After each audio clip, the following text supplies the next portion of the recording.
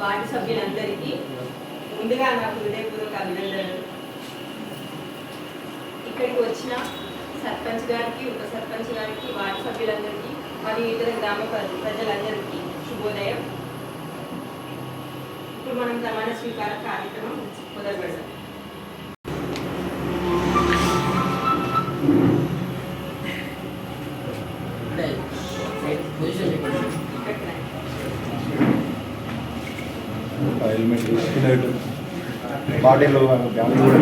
చింతపంటి మల్లేశం నావేపల్లి గ్రామ పంచాయతీకి